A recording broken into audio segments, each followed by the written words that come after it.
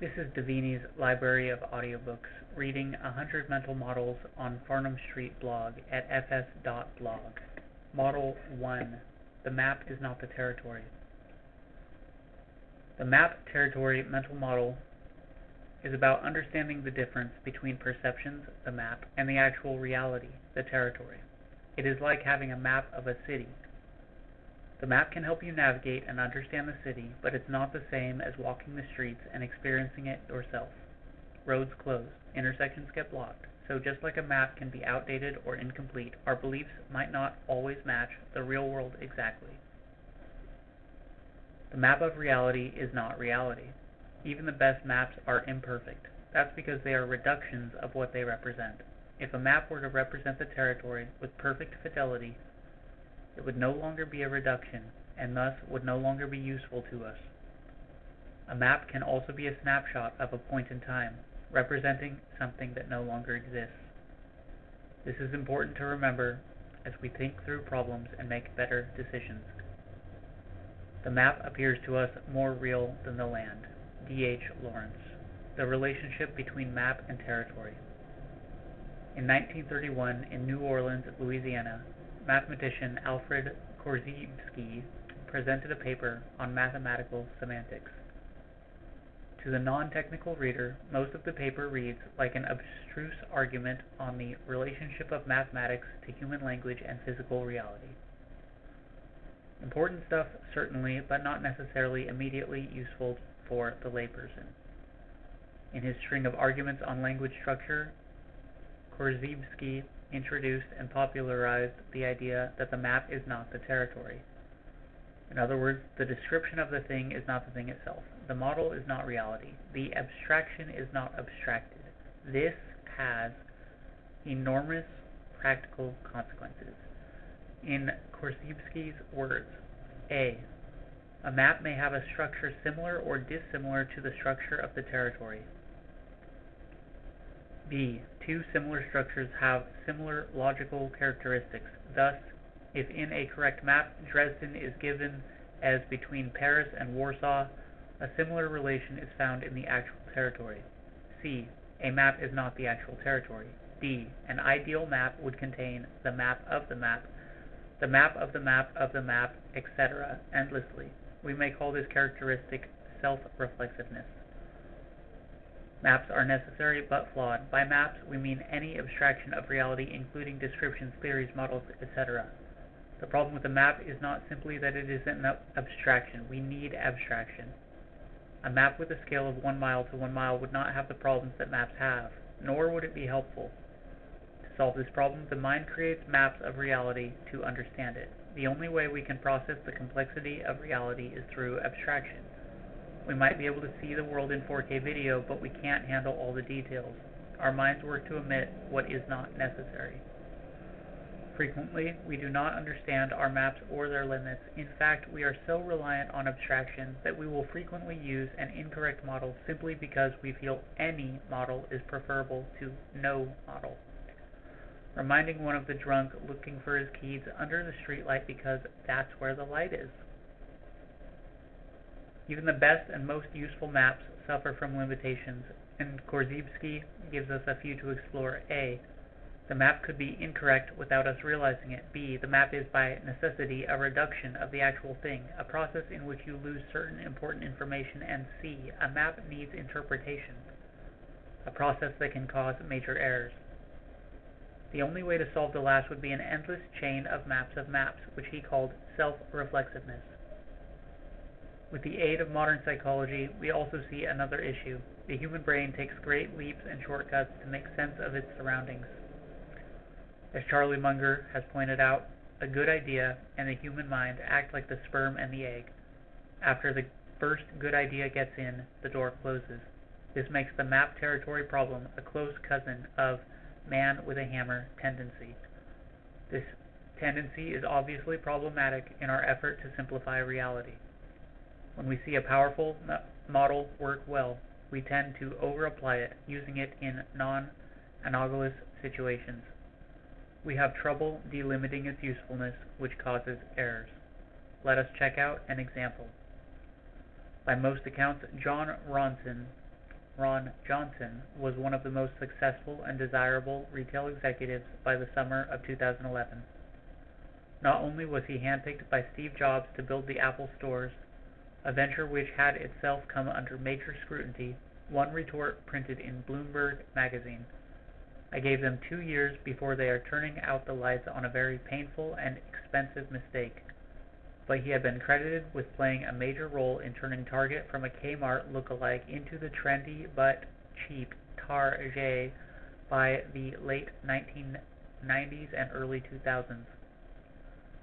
Johnson's success at Apple was not immediate, but it was undeniable. By 2011, Apple stores were by far the most productive in the world on a per-square-foot basis and had become the envy of the retail world. Their sales figures left Tiffany's in the dust. The gleaming glass cube on Fifth Avenue became a more popular tourist attraction than the Statue of Liberty. It was a Lollapalooza, something beyond ordinary success, and Johnson had led the charge. History offers a ridiculous spectacle of a fragment expounding the whole. Will Durant.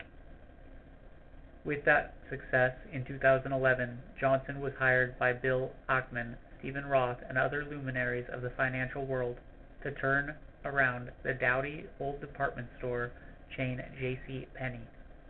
The situation of the department store was dour. Between 1992 and 2011, the retail market share held by department stores had declined from 57% to 31%.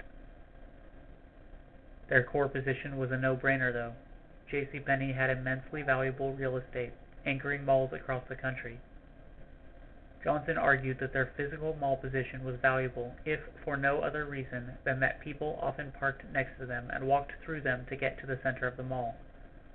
Foot traffic was a given. Because of contracts signed in the 50s, 60s, and 70s, the heyday of the mall building era, rent was also cheap, another major competitive advantage. And unlike some struggling retailers, JCPenney made some money. There was cash in the register to help fund a transformation. The idea was to take the best ideas from his experience at Apple: great customer service, consistent pricing with no markdowns and markups, immaculate displays, and world-class products, and apply them to the department store. Johnson planned to turn the stores into little malls within malls. He went as far as comparing the ever-rotating stores within a store to Apple's apps. Such a model would keep the store constantly fresh and avoid the creeping staleness of retail. Johnson pitched his idea to shareholders in a series of trendy New York City meetings reminiscent of Steve Jobs' annual "But wait, there's more" product launches at Apple. He was persuasive. JCPenney's stock price went from $26 in the summer of 2011 to $42 in early 2012 on the strength of the pitch. The idea failed almost immediately. His new pricing model, eliminating discounting, was a flop. The coupon hunters rebelled. Much of his new product was deemed too trendy. His new store model was wildly expensive for a middling department store chain, including operating losses purposefully endured. He'd spent several $billion trying to affect the physical transformation of the stores. JCPenney customers had no idea what was going on, and by 2013, Johnson was sacked. The stock price sank into the single digits, where it remains 2 years later. What went wrong in the quest to build America's favorite store? It turned out Johnson was using a map of Tulsa to navigate Tuscaloosa. Apple's products, customers, and history had far too little in common with JCPenney's. Apple had a rabid, young, affluent fan base before they built stores. JCPenney's was not associated with youth or affluence. Apple had shiny products and needed a shiny store. JCPenney was known for its affordable sweaters.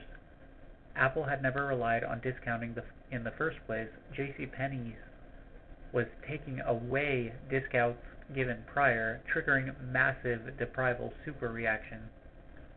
All models are wrong, but some are useful. George Box. In other words, the old map was not very useful. Even his success at Target, which seems like a closer analog, was misleading in the context of JCPenney. Target had made small incremental changes over many years, to which Johnson had made a meaningful contribution.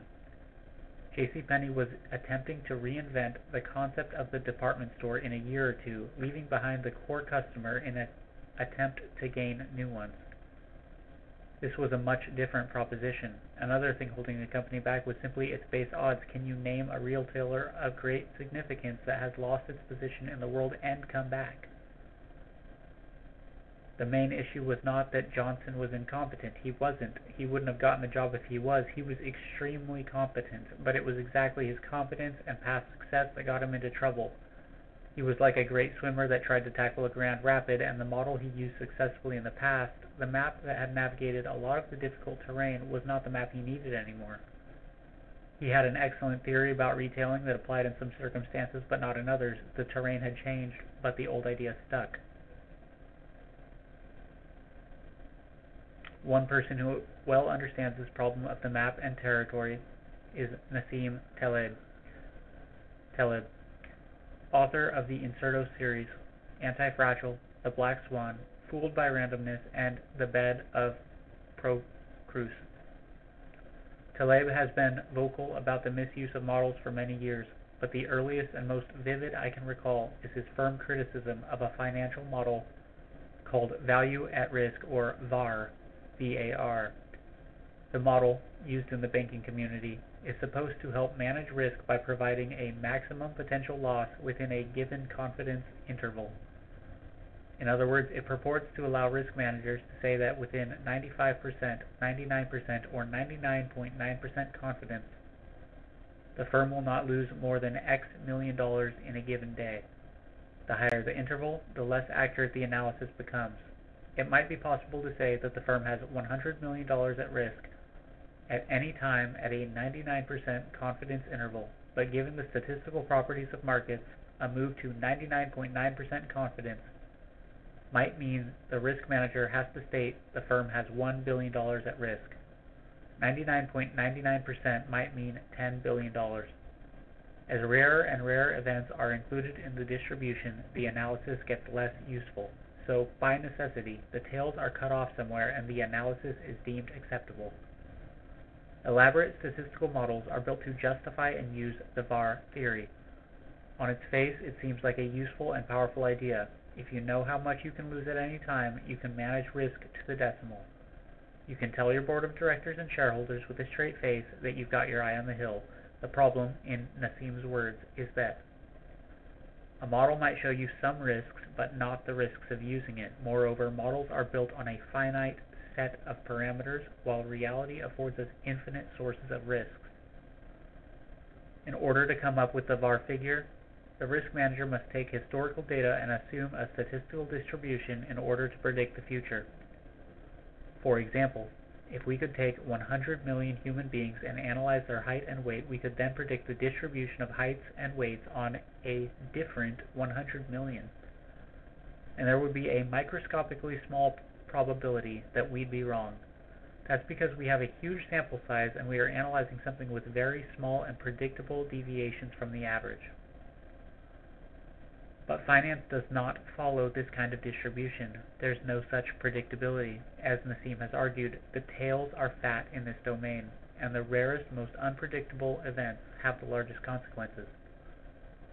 Let's say you deem a highly threatening event, for example, a 90% crash in the S&P 500, to have a 1 in 10,000 chance of occurring in a given year, and your historical data set only has 300 years of data.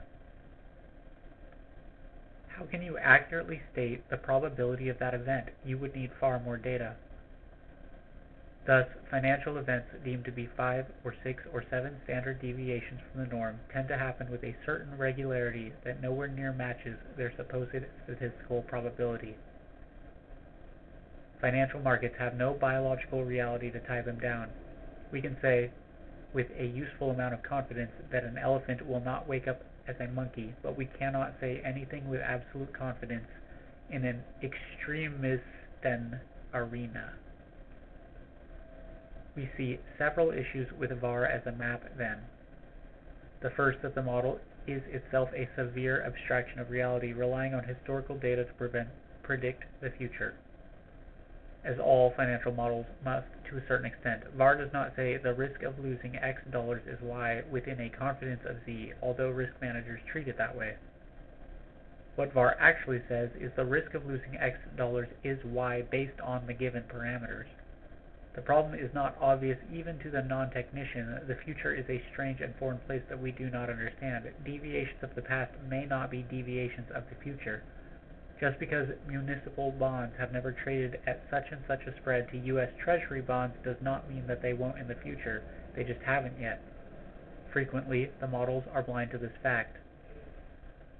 In fact, one of Nassim's most trenchant points is that on the day before whatever worst-case event happened in the past, you would not been using the coming worst case as your worst case because it wouldn't have happened yet. Here is an easy illustration. October 19th, 1987, the stock market dropped by 22.61% or 508 points on the Dow Jones Industrial Average. In percentage terms, it was then and remains the worst one-day market drop in U.S. history. It was dubbed Black Monday. Financial writers sometimes lack creativity. There are several other Black Mondays in history. But here we see Nassim's point. On October 18, 1987, what would the models use as the worst possible case? We don't know exactly, but we do know the previous worst case was 12.82%, which happened on October 28, 1929. A 22.61% drop would have been considered so many standard deviations from the average as to be near impossible. But the tails are very fat in finance. Improbable and consequential events seem to happen far more often than they should, based on naive statistics. There is also a severe but often unrecognized recursiveness problem, which is that the models themselves influence the outcome they are trying to predict. To understand this more fully, check out our post on complex adaptive systems.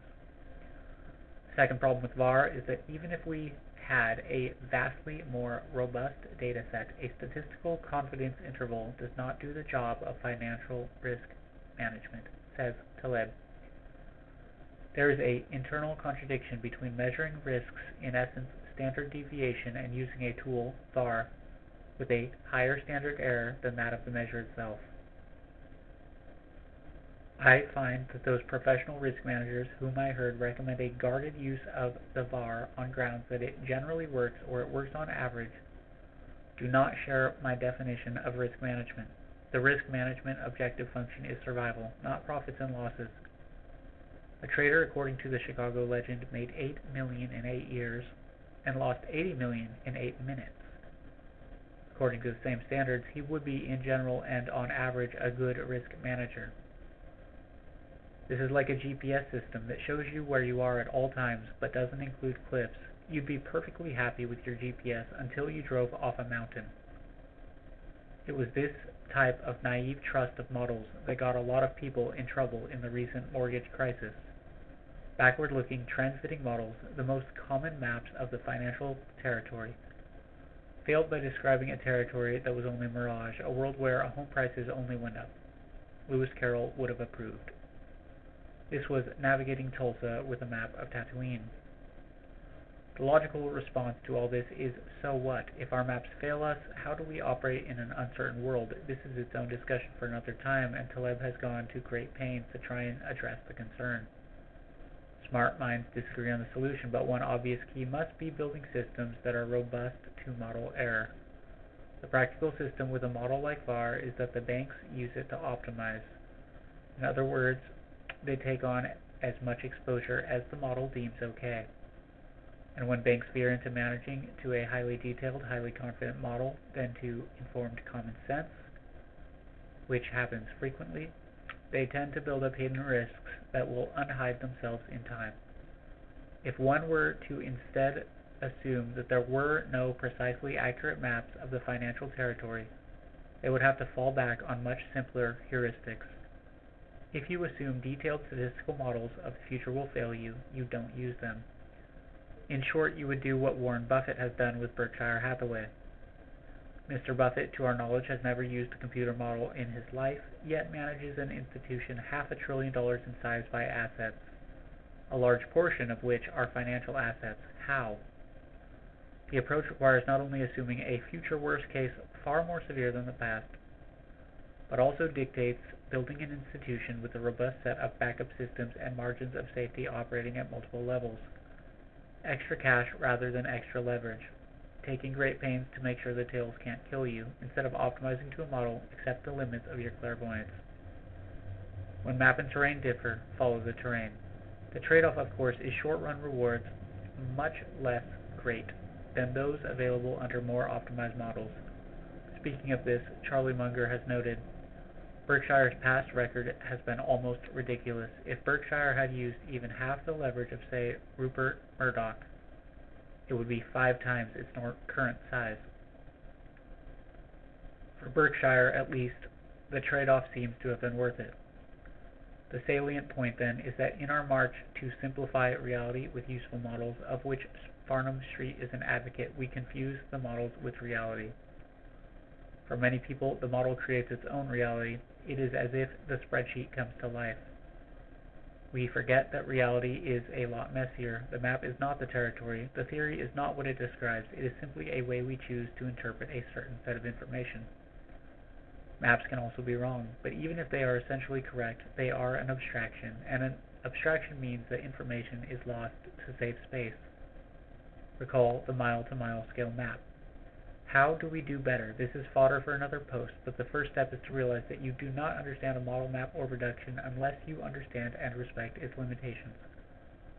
We must always be vigilant by stepping back to understand the context in which a map is useful and where the cliffs might lie. Until we do that, we are the turkey.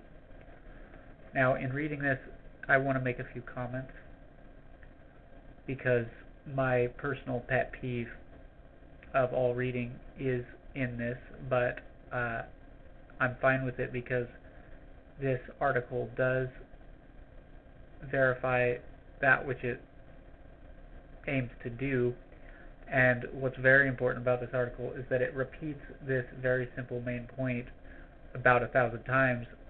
It's a very good thing to do so that your subconscious can fully integrate that concept. You're never going to forget this wide range of this very simple fact. And reading this, I can see how many people I've listened to have read from some of this in parts. Even this part, I've heard the story of the drunk looking for his keys under the streetlight because that's where the light is. But my pet peeve is always in the statement, we should look for the answers.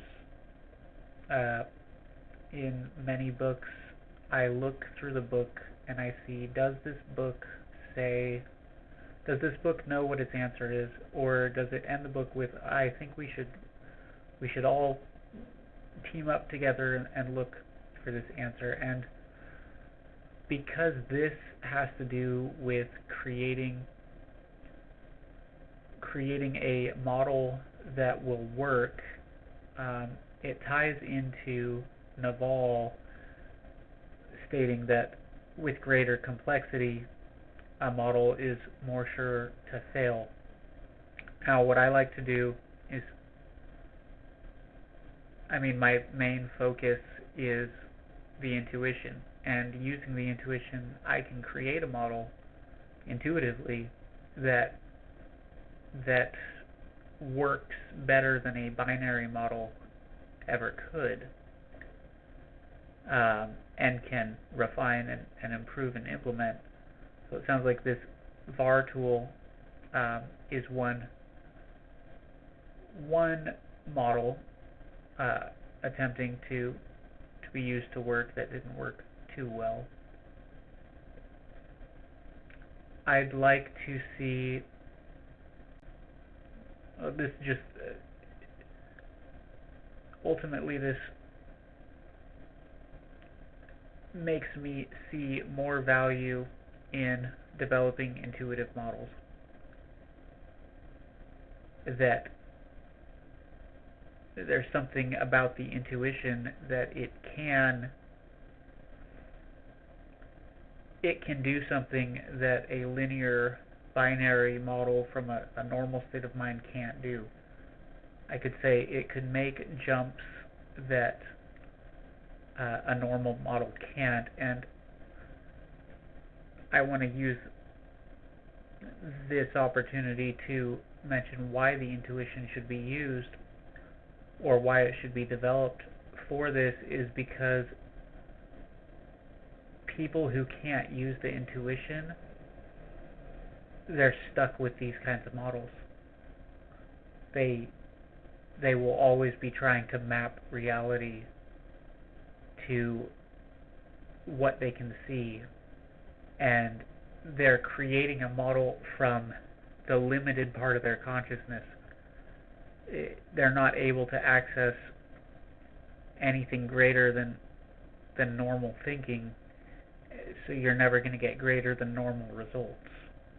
You can get very good results, you could even get predictable results, but they'll be left with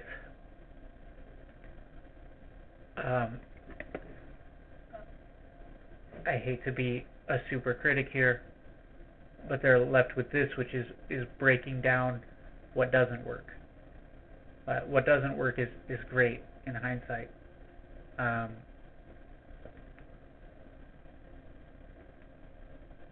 Looking back at what Charlie Munger did is great in hindsight. Hindsight is the territory of, I would say, the non-intuitive mind. And again, I want to use this opportunity to say that the intuition can be developed, and it's not an obvious investment. Whereas even these mental models are a very obvious investment to make. You put these mental models in your head, your subconscious integrates them, your intuitions improve in that context of the word.